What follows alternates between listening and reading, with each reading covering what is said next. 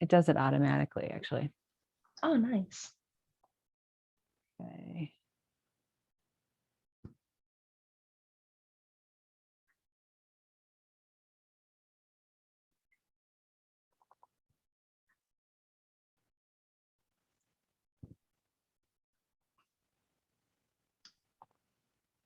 I need to figure out a way to do music. On there?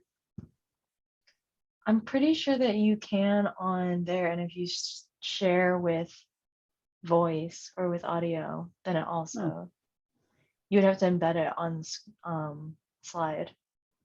I'm not technically savvy enough to do that. Hi, everyone.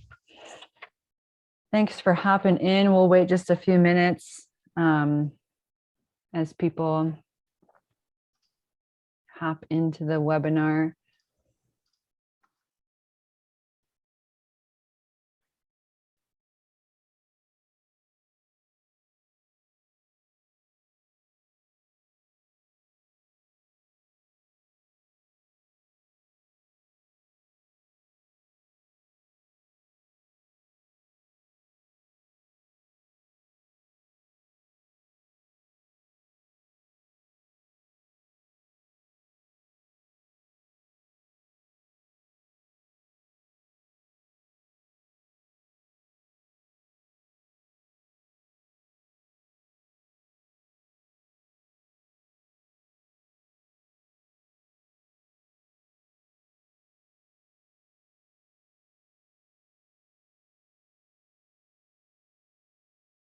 Welcome, everyone. We're just going to wait a few more minutes, maybe 1 or 2 more minutes, and then we'll go ahead and get started. So check your email, get some emails in before we get started.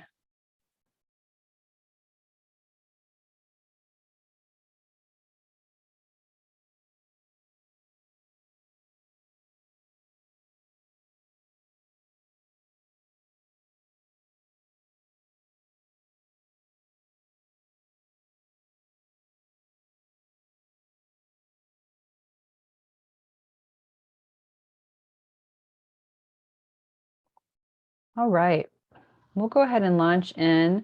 I'm sure people will be joining this first few minutes, but just to get started with a little quick introduction. My name is Julie Thoreen, and I am the Director of Strategic Solutions here at Lucid Day, and I have my esteemed colleague, Jalen Hoops, joining as well. She's our tech support lead guru, all things Monday, and she's going to be fielding questions from the Q&A. So as we go throughout, I am sure you have questions and we want to hear them. So please put those into the Q&A, and if Jalen can respond to them via text, then she will. Otherwise, we'll actually stop and answer your question live with sort of demonstrating the answer. So please do not be shy. Throw those questions in there, and throughout the webinar, I'll be stopping to answer those. And we are going to be covering a lot of things today. We want to try and get in as much as possible with this particular topic of importing spreadsheets into Monday. We're going to be looking at kind of a 101 perspective. Maybe you've started using Monday and you've imported a few spreadsheets, and there's some best practices. You've maybe run into some of these roadblocks. So looking at how to put the columns in the proper order, making sure you're seeing what you want to see, going over inconsistencies such as the date and the numbers column. We're going to look at 201 challenges, sheets with more than one table, which is something that we often see. So the different options there. And then our final 301 advanced, we're going to try and smush this all into 1 hour, of how to create basically a relational database in Monday. This is a really amazing feature that Monday has, and we want to make sure we get that information to you as well. And if we have time, we'll go over some random things, and of course, questions and answers throughout. We are not going to cover the very, very, very, very, very basics of how to import a spreadsheet into Monday, because it's very simple. So if you haven't done that yet, hopefully you'll just kind of catch on to how to do that. Otherwise, the Monday tutorial that exists is great. And we also have a blog on our website that goes over how to do that. Before we launch in, I'd love to know, just so I have an idea of who we have in the room here, what your Monday, how you would rate yourself, your Monday knowledge, expertise, comfortability, from a scale from 0 to 10, 0 being I don't even have Monday yet, 10 being I love Monday. I feel like I'm so good at it. I want to work for a Lucid Day. Lucid Day, I know that you're out there, some of our teams, so hopefully you all put 10, but I'd love to know what other folks we have out there and what your comfortability is. Awesome. So Pamela is feeling like a 7. That's great. If you are watching and you feel like you're more like a 2 or 3 or 4, please just, I'd love to know those particular pieces just because it helps us make sure I don't go too fast or we can dive in deeper. So I see only 3 people have participated in the chat. I think we can get a little bit better participation than that. If some of you could add some of your thoughts there, I'll wait just a little bit longer before we get started. It's crickets out there.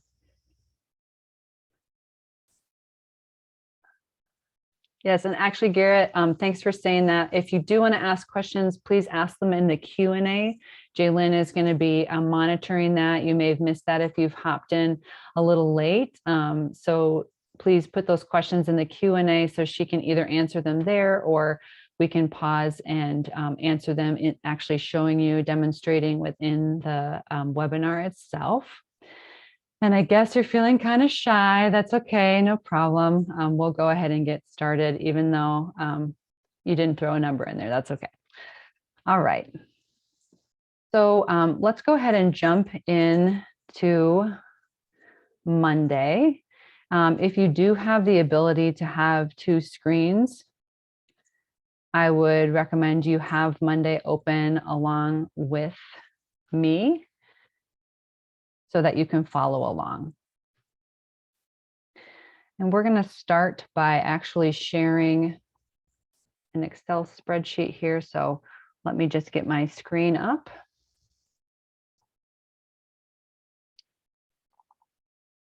All right. So we're going to go over first challenges with a Monday Excel spreadsheet. So this may look something like what you're trying to import. Everyone can see my Excel? Perfect. So your screen may look like this. And this is great. This is a great spreadsheet. You probably have a lot more records than this, but just to give you an example. And you can see we've got our first column is ID number. And then we have, of course, these columns over here: first name, last name, customer, state, due date, status, Q1 financials.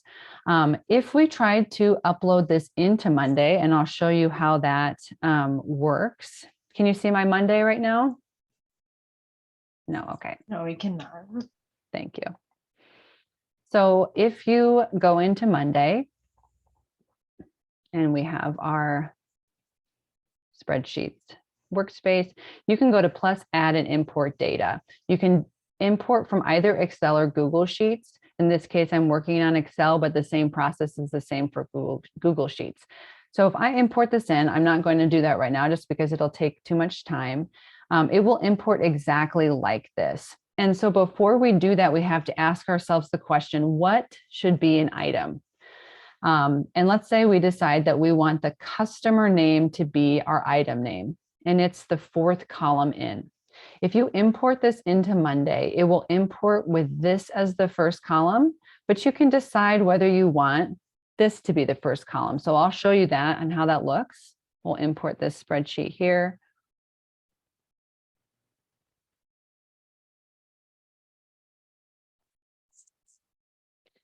And you can see it's going to ask the first row. That's self-explanatory. And then, no, I don't want ID number. I want customer to be my first.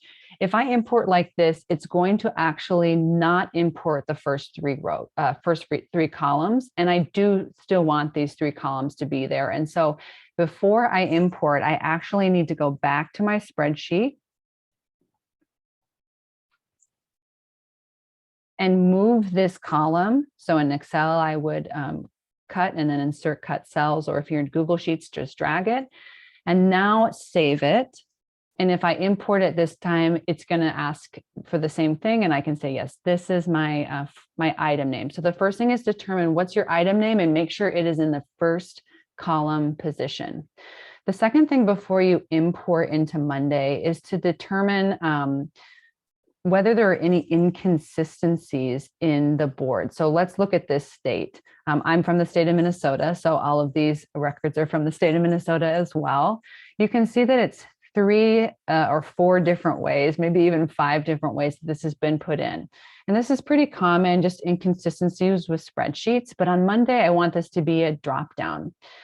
I need to determine one way to have this come in, and it's much faster to change this in Excel. So if I decide it's MN, and let's say all of the same record, I can of course copy paste it down, or you can filter in Excel or in Google Sheets and do the same thing. Just as a note, it's much, much faster to change it in Excel or in Google Spreadsheets before you import it. So consistencies in date in record information. Consistencies in date. So you can see here we've got a number of different ways that this is pulling in. And this is very common. So if I go ahead and go back to my Monday and I import that same document, I feel like it's ready to go. I'm going to locate it. I've moved the things into the right order. That's right. Great. These are the right column orders. Now you can see if I scroll down to my due date, I want it to come in as a date column, but you can see it's only giving me 2 options. And that's because I'm not consistent in the way that I pulled my my date data. It has to all be date format. And so before I import, I need to change that in my Excel spreadsheet or my Google spreadsheet. It's so much faster to do it in there than to try and change it once you get it into Monday. So I go back here and I'd update these to all be the same format. And I may have to actually manually change these so that they are, in fact, the same type of date. As long as you make sure that when you've changed something, you can go up here and change it to a particular thing so it's all the same. That's going to be kind of the foolproof way to make sure that it's going to come in now as a date column. Once I save this, you'll see it comes in.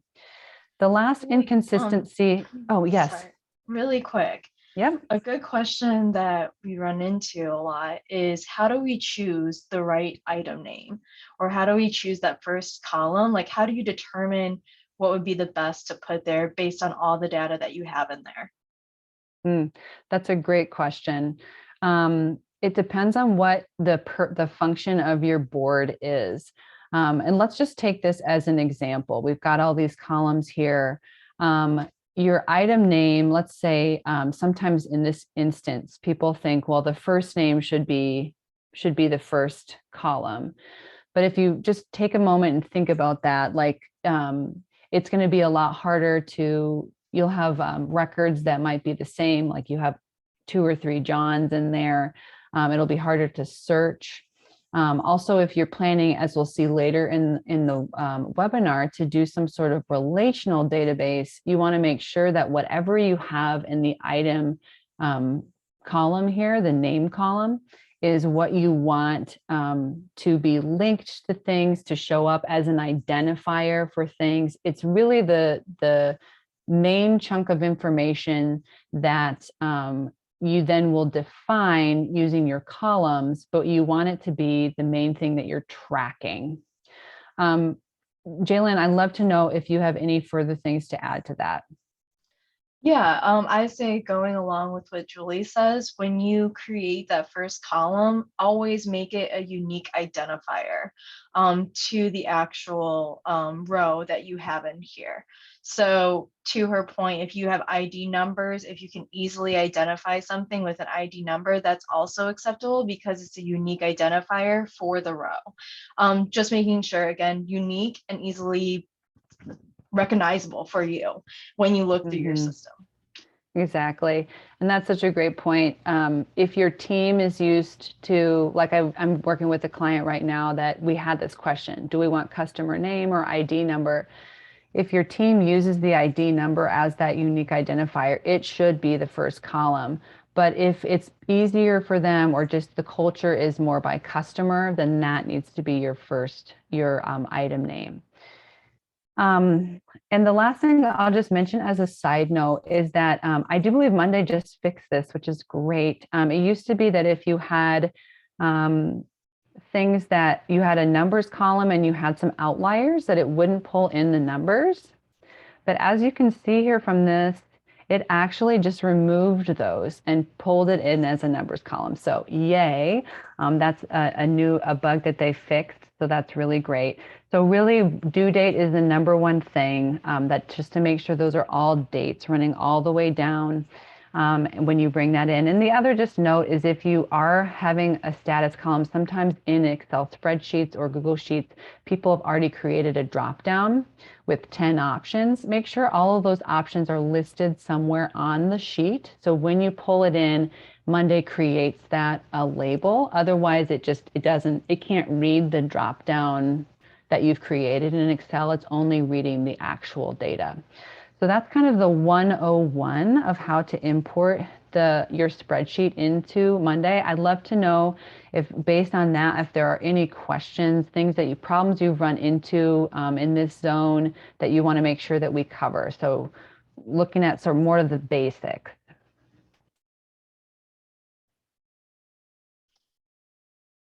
I don't see any rolling in right now. Um, Perfect. but I would, sorry, if I can add a question to this Mm-hmm. webinar. What are some of the options that we're seeing right here when we are importing this sheet? Perfect. So generally speaking, we're going to get only a handful of options in our Monday import. Number, status, text, and as I mentioned, date, if it can recognize the date. This is actually a really good example.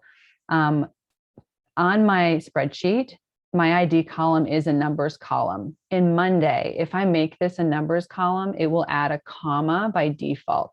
So ID number columns should always be text columns.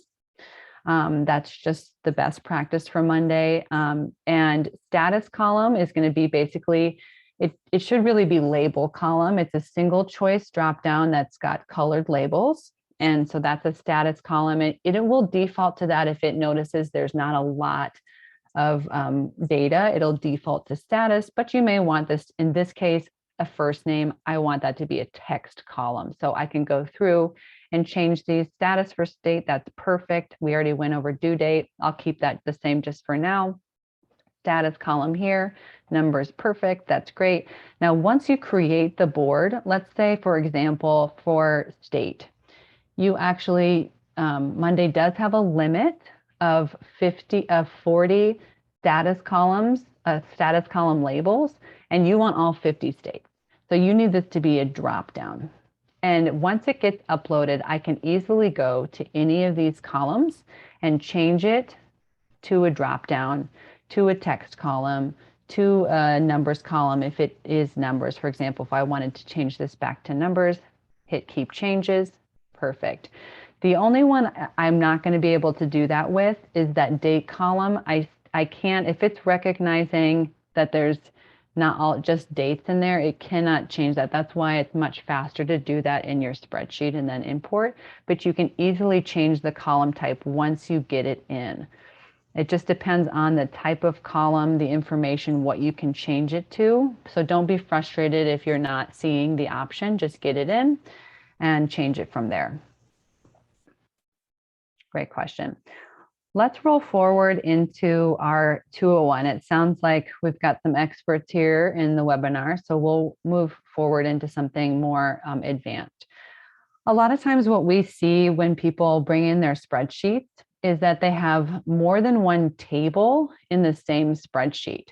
So this table is showing us, this spreadsheet is showing us Q1 financials, and this table sheet within the sheet is showing us Q2 financials. We also have a task list based on these particular clients in here. So in effect, we have potentially three different boards, or at least three different groups within Monday. But if I try to import this into Monday, it's going to be really challenging to pulse the data out. For example, due date, that's fine, that's the same. But as you can see, I've got different statuses here. Here, I don't have any money coming in on this particular table. And this is a simple example. Sometimes we see crazy tables that people have put into one single spreadsheet. And so what you want to do is decide how you want to view this data.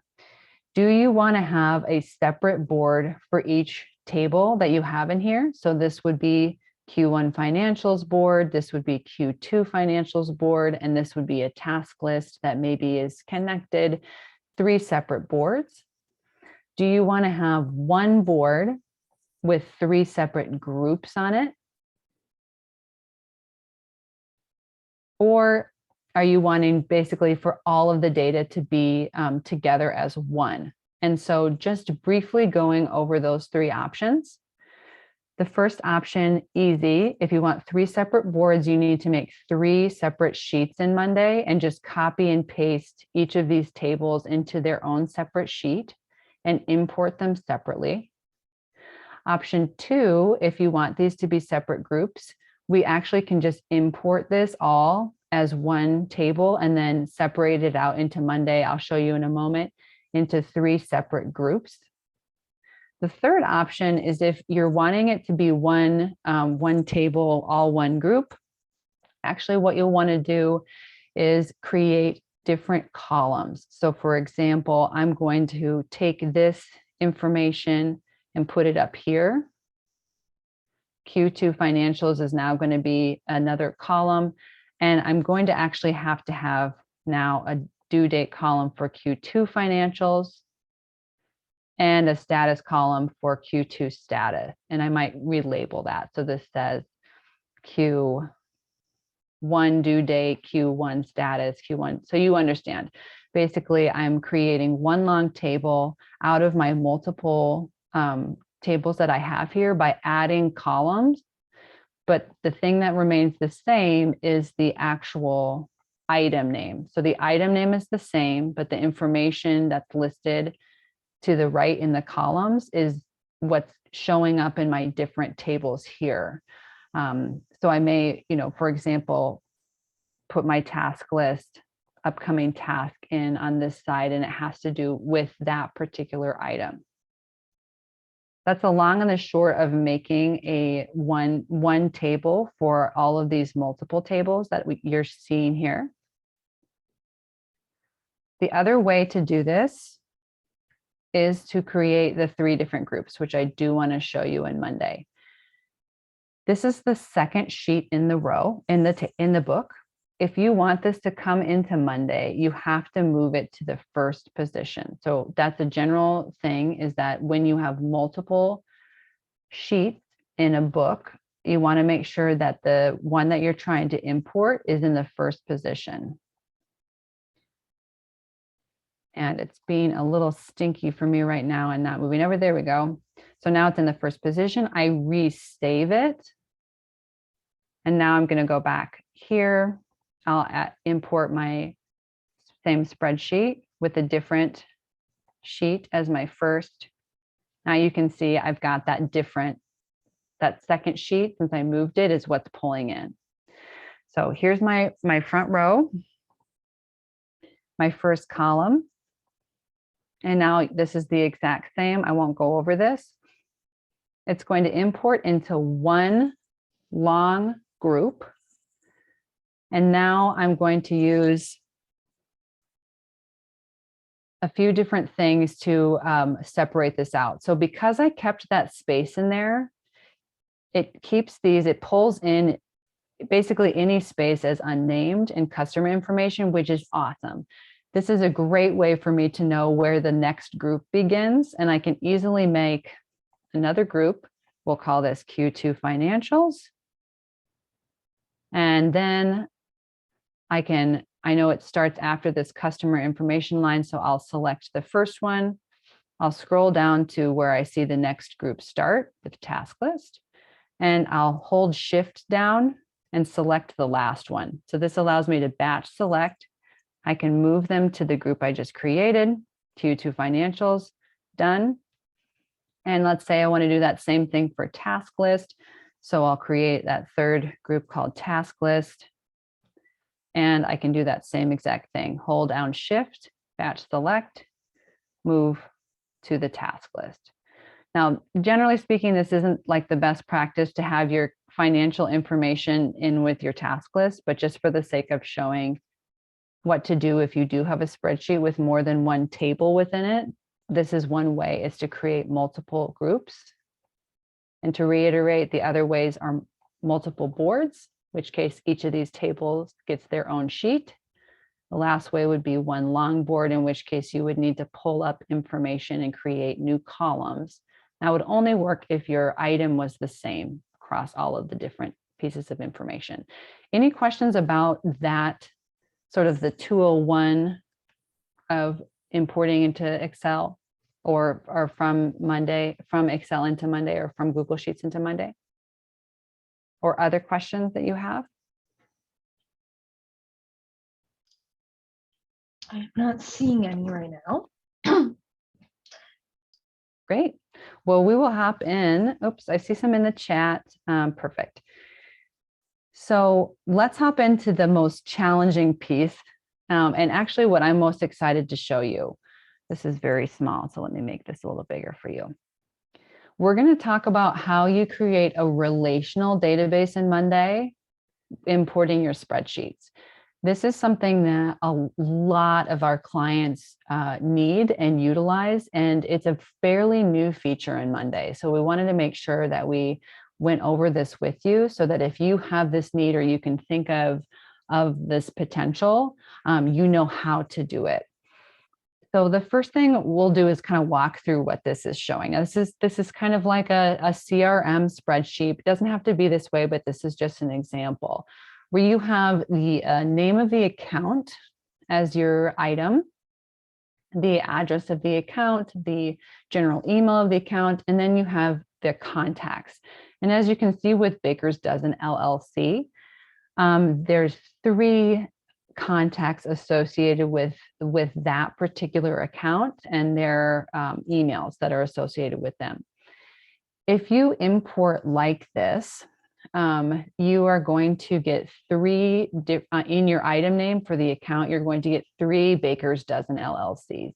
You're going to get 4 finite recordings. We don't want that. We want one line item, or one item per account, but we do need multiple lines to cover the context. So that's the key to this solution. So the first thing that we want to do is import our account information. And for that, what I'm going to actually do, you may in your spreadsheet have this already, but I'm going to create a copy of this.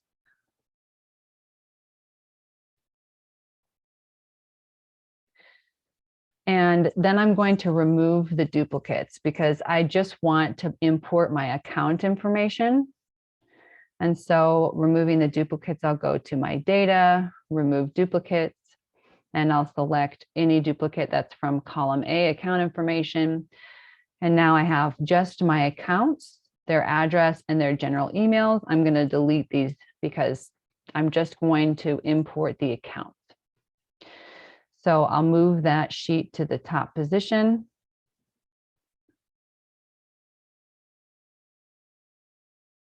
There we go. I'll resave. I'll go back into my Monday, import the data.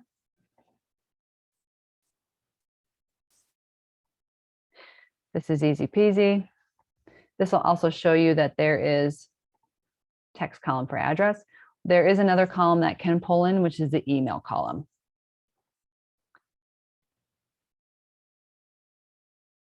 So now I have my source of truth board for accounts, and I can rename this account. And these are maybe my active accounts. But now what I want to do is import my contacts and have them link to these accounts without having to have multiple line items for each contact, which is what you see here. So what I'm going to do is move my contact information to the front of this sheet. And then I'm going to actually remove these two columns. They're going to live on that source of truth board I just created. I actually don't need that. So any specific account information should only live on that account information board. I've created it already. All I need is the name of the account that this is associated to that I want to relate. So now I'm going to move this again to the top position and save it. And I'll go back to my Monday. The first thing I need to do is just import the data. So I'll import the data. This is the fastest way to do this. Perfect. And I want just a text column for my account. I'll create the board. And I can rename it when it comes in and rename the group. But the number one thing the reason why we're doing this is to get the structure of the board so that we can create the relational database. And you'll see that in just one moment. And while this is loading, I see there's something in the chat. I'm not sure if that's a question. Yes. Is there a way to import them as sub items? For example, the three people from Baker's Dozen. Great question, Pamela. Let me show this, how to do this particular technique, and then we'll look at how to import in a different way to potentially make them sub items. All right, I'm going to go ahead and just refresh. When in doubt, refresh with Monday is one of our mottos, and see if it came in. And it did. With no information, which actually is fine.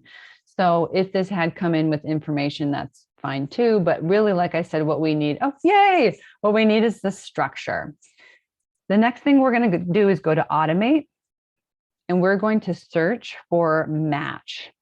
These are new automations, and there's two options. Either when the status changes, when a column changes, connect the item where the new value matches this column in another board by this logic. So that's by a status change. And you could use this if you already have data imported and you wanted to try this, create a backend status column, and you can use this. But what we're going to look at is this one. When an item is created in this board, connect the item where this column matches this column in another board by this logic. Okay, so I'm going to add it to the board. If you click on this, it's going to say select a board first. So what I'm wanting is, where's the board at that I want it to connect to? And that would be that source of truth board I created called accounts. And it's right there. And now I'm going to connect. Oh, actually, you know what? The first thing that I like to do is actually create the connect to board column. So I'm going to do that first. On these boards, I'll connect it there, and I'll create a two-way connection. So first create that connect to board column. Now I'll go back to my automation, retype in search. There it is right there. The board I want is account in my spreadsheet workspace. And now it's all ready to go. I can connect it there. And I want it where the account information matches the name, because on the accounts board, the name is the account. So that's where the match is going to occur. It does need to be spelled the exact same for this to work. But once I do that, now I can hit add to board. And actually what I can do now, I could re-import the spreadsheet and that would work, but I could also just duplicate this group. Once I duplicate the group, fingers crossed, it's going to automatically link these once it has been duplicated, and I'll refresh while that's going on. And you'll see it start to link things. It hasn't duplicated the group. There it is. So now you can see it's automatically linking these. This is awesome. Saved myself a bunch of time. And now I have this connected to my single source of truth. I can see what other contacts are assigned to this because it's on the other board. A few things to note about this. One of my favorite automations is that it's a hefty load on the system. If you have, let's say you have 500 records that you're trying to import, I would recommend chunking it into groups of 200. It takes the system, it taxes it a little too hard if you're trying to do it for more than 200. If you have, let's say, 10,000 items, just chunk it into smaller groups. And the other thing I'd say is just wait for it. Sometimes it takes a second to link it. That doesn't mean that it didn't work. It just means that it's working. I would also, on the last piece of that, is just to double check the work when you're finished importing and everything's mostly connected. Go up to your filter, select accounts or whatever your connect to board column is. And if it is empty, to have it show up so that you can relink. You can link those stragglers. Sometimes there's a few that straggle in that just didn't get linked. And so that's what you want to make sure, just to double check and make sure that it's connected. And if we go to our accounts board, you'll see we've got all of those contacts connected. And now we can mirror from here. So if we wanted to mirror all of their email addresses, we could do that from this board or vice versa. Awesome.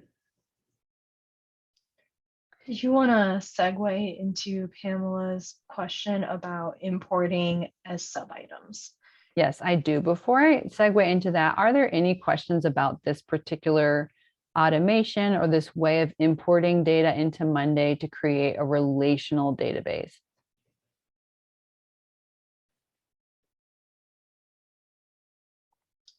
I actually have a question about that. Yeah. What's the main benefit of having a relational database for your monday.com account? Like, why does it make more sense to have two spaces, for one for account and one for contacts? Great question. It depends a bit on how you're utilizing Monday. One reason is, again, to have one record per entity. So like I mentioned before, instead of having a board that had 3 baker's dozens, then it's just harder to search. It's going to be harder to, like when pulling things into dashboards and reporting, if you have 3 entities, when in actuality it's just one account. So that's one reason. Another reason is a source of truth, one source of truth. So let's say we did import the spreadsheet as I have listed right here. If I was going to change baker's dozen, I have to make sure I change it 3 times. Like if, let's say, the address changed or the email. So just that source of truth, having one item per entity is just a lot more efficient. Another reason I'd mention that it's very good is that if you have, for example, there are things that you work on the account level, you do tasks on the account level, you would want for this to be its own thing that could get assigned tasks. Maybe we put sub items for activities that we're going to do for this particular account. Again, if you have 3 different baker's dozens, how do you determine which one gets the task? So if you have any sort of workflow that's associated with that item or that entity, it's best to have one source of truth that you can then work with. And similarly, so with your contacts. So let's just call this contacts. Let's say that you have workflows that are contact specific, like if this particular contact You might want to email them separately. It's nice for them to be, or have them be thrown into a workflow, or to have sub items underneath their name. It's nice to have them as an item so that, again, you can create a workflow around them. And the last reason that I wanted to mention why it's good to do things this way is because, I actually forgot what it was. Maybe I'll think of it in just a moment. Ultimately, it's better to have one source of truth in Monday. That's why I know what it was. Let's say you have, let's say there are folks that leave Baker's Dozen. What's nice about this is you can maintain their information within here. Maybe you move them to like an inactive contact or something like that, and you can remove them from this account very easily and add a new person using that handy automation that we just created. Whereas in here, especially sometimes what we see with this is maybe not the best example, but we'll see something more like, this is the primary contact, and then we have the secondary contact. So they're in rows across the top. This is oftentimes what we see.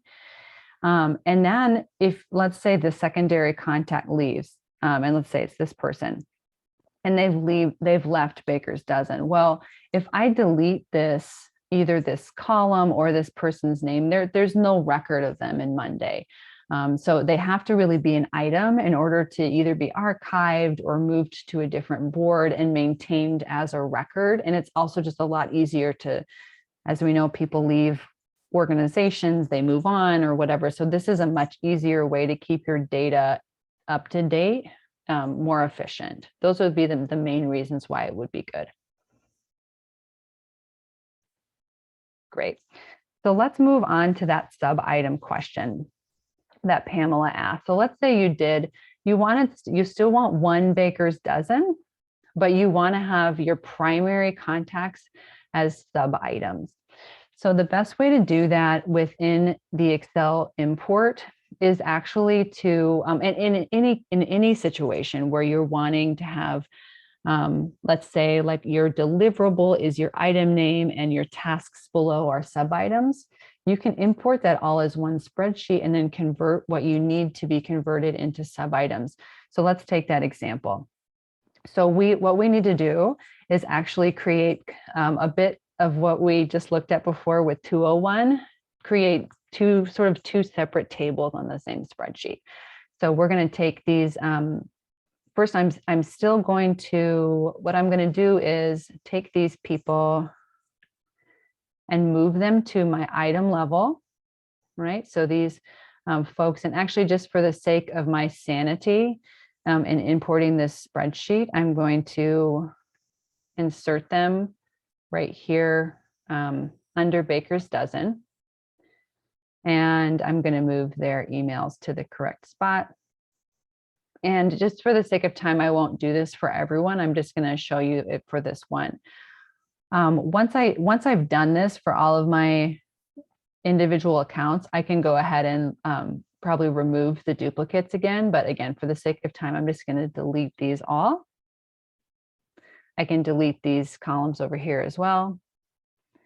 And now I'm going to resave, make sure this is in the front position, go back to my workspace, import this data.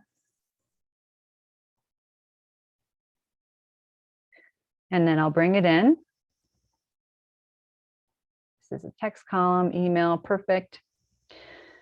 And now once it comes in, I can select those particular contacts.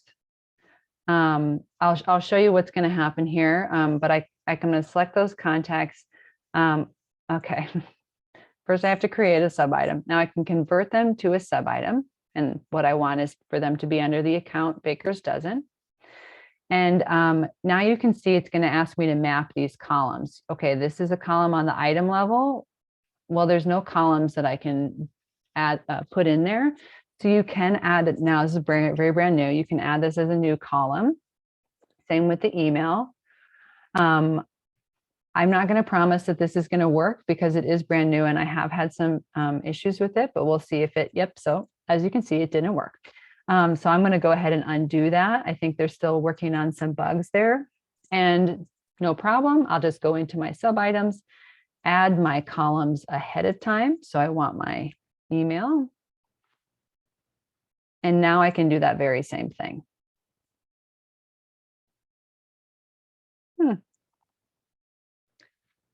Interesting. Let's try that again.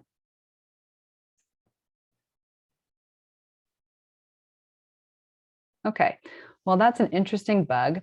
If you didn't do it the first way, where you created the columns, like I showed you, and then it didn't work, if you just had first created the column, the email column in your sub items, it would pull in, it pulls in all the information. And this is how you always had to do it. So if you want to convert something to a sub item, you want to make sure that the sub item columns contain the columns you're wanting to pull from that information. And then if you do that at the beginning, it will pull that information into the email. So what you saw here won't happen.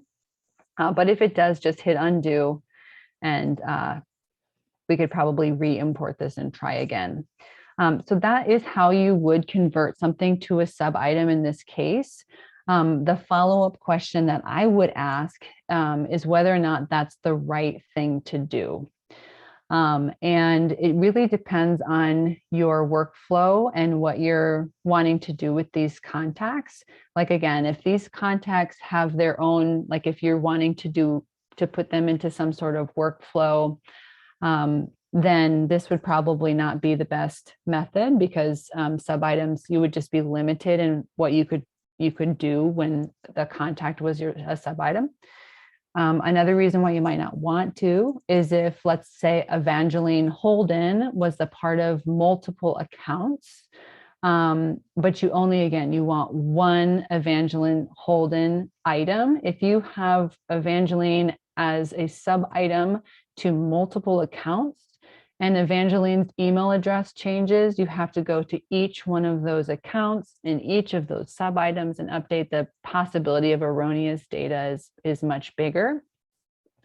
And another thing to consider is if you're wanting to, for example, use any of these pieces of data in an automation. Depending on the automation, you may not want to have it living in the sub item level, because there are some limitations to the way that automations work on the sub item level. So those are things to consider to try and determine whether you want to go this route or if you want to go the relational database route. Jaylyn, do you have any other thoughts as to why someone might want to reconsider or consider not going the sub item route? Well, we all know how much I love sub items. So I guess my initial, from a technical standpoint, is I would actually deter people from using sub items. There's just some functionality that is not as great on sub item levels. For example, if you wanted to filter by like a role. So if you wanted to define a role for a person, sub items are not filterable right now. Also, I think general good use case for having a relational database is that you are saving yourself from having to enter information multiple times, because we have that connect board column that Julie showed us that really allows us to like add that relationship and be able to see things. We're reducing the amount of times that you're entering that record if you can just connect it and just have that record with the person or with whatever you want to associate them with. Really quick, Julie, do you want to share with our webinar attendees how they would get a recording for today?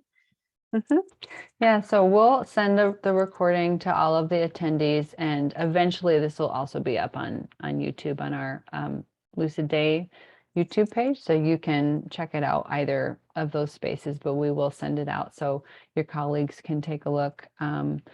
And we'll also have this broken up on our blog too, if people are wanting smaller chunks of information or they're really just interested, say, in this relational database piece. That'll be on our blog, just broken up into a chunk. And just to address what Jaylyn had mentioned with sub-item filtering. It's such a great example. Let's say I'm wanting to find that particular person, Evangeline. I have to remember how to actually spell that name. You can see that it's going to bring up the account, but let's say Evangeline was associated with more than one. I would have to open up the sub-item in order to see it. Same thing with filtering. If there's anything, like for example, if I'm wanting to filter where the person's name is Evangeline, you can see I don't even have the option to filter by sub-item. So that sub-item filtering can be a reason why you may not want to use your sub-items for something like this, but it does depend on the use case, of course. This tends to be just a better way. This kind of ends up becoming your sub-items because look, it looks very similar. If you click on the number here, and then you can open up each of these individual cards to get this data if you do need it. So it kind of has a similar functionality, but it's a lot more functional. If you do the relational database, you can still update this contact. You can still add updates to it by clicking on the conversation bubble. So it is really flexible. Awesome. All right, let's take the last few minutes and we'll go over some random things to bear in mind. Let's see, one second here. So a few random things to bear in mind, and I've covered a few things. One is, let me just stop and ask, are there any other specific questions before I launch in? Because I will say the random things are important, but not as important as getting to your specific Excel questions or spreadsheet questions. I'd love to know if you've run into some problems while you've been importing, if there's something that stumped you, or you're wanting to see if Monday can do something that you would like it to do upon importing a spreadsheet. Those questions are much more important to me than going over the random pieces.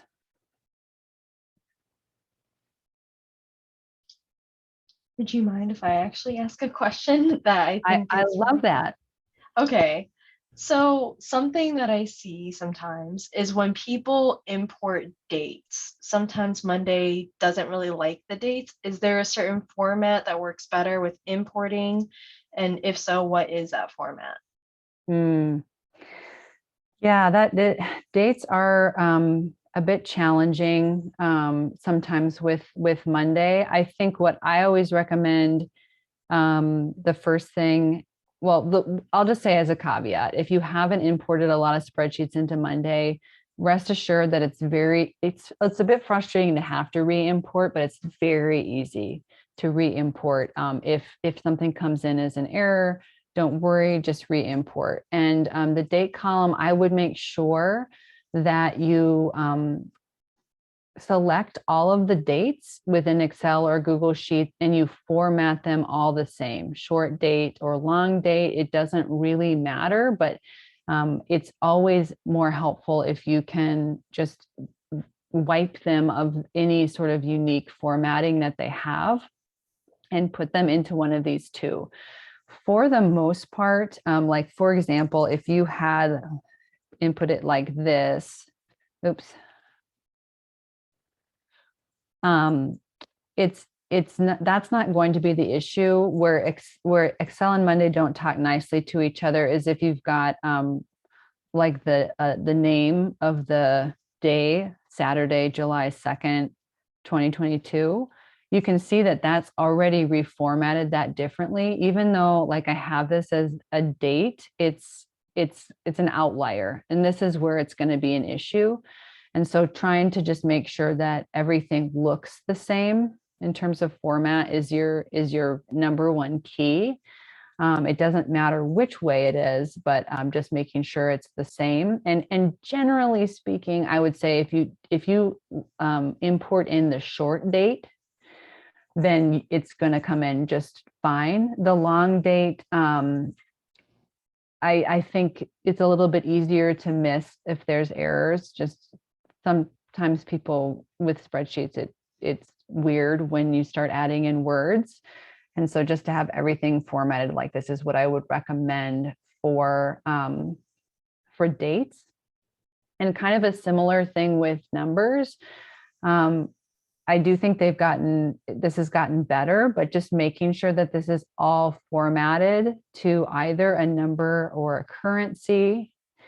And as a sort of side note to that, if you are dealing in more than one type of currency, say, for example, dollars and euros, you will want to make sure this comes in as just a number. And before you make the change I just did, you'll want to make sure that you insert a column either before or after and determine the type. And it would be either, for example, like this. Because Monday's number column does not allow you to have, you can have euros, you can have pounds, you can have dollars, you can't have a combination. So this is the only way to make sure that you have different, everything would have to be a dollar, I'm sorry, a unformatted number with the type as the distinguisher, whether it's USD, euro, or pound or whatnot. Does that answer that question? Yeah, absolutely. Perfect. And that was actually one of my random things I wanted to cover anyway, was importing numbers. If you have more than one type of currency, that's just something to keep in mind. And generally speaking, I would caution, you'll know this upon import, but with numbers, I would caution you if you do have like NAs, like for example, like this, just to go through, just to be sure. And you can easily filter a particular column and just filter out those ones, those outliers, and then just delete them so that they come in blank. That's in general what I would recommend if you do have outliers that don't really fit the format of the rest of the column. Again, I cannot stress enough, it's so much faster to make these changes before you import than to try and do so in Monday. I would recommend filtering and clearing those outliers. All right, one more random thing I'll cover, and that's if, in case you, let's see, in case you're someone out there that has your spreadsheet formatted like this. So this has customer information all in one block, and we've separated it with an alt or option return in order to get this nice format here. Again, this is what would import as your item name. It will be one long string of information, and it's likely not what you want for your item. You want to separate this out into, this is the customer's name, this is the street address, this is the city, the state, the zip, or at least this is the customer's name and this is their address. Just because of the way Monday works, it would be a huge pain. You can't really wrap text super consistently in Monday, and you wouldn't want this information to be in the item. If this is you, unfortunately, the only way to fix this in Excel before or Google Sheets before importing is to create separate columns. Let's create, we'll create a column here, and you just have to, I'm so sorry, copy and paste the information manually, however you want that. That is just, unfortunately, the fastest and only way. Now, if you have it listed where these things are separated by colons, for example, then you could do something in Excel, which I would highly recommend, such as, let's just take this one,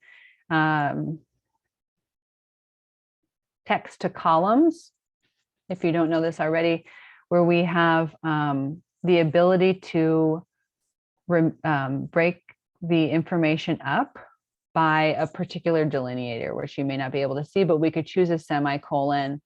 I think because I have only one chosen, this is it's going to split it up into everything, but just so you can see, yes, it's fine. You'll see it does split it up. So as long as you have everything on one line, if it's delineated by a certain marker, then you can do that text to columns for the entire board. But if it is using like alt return, you can't. So just as a little random thing, a random tip, in case you're wondering about that. Awesome. Well, thank you so much. We're just about out of time here. So I just want to thank you again from the Lucid Day team.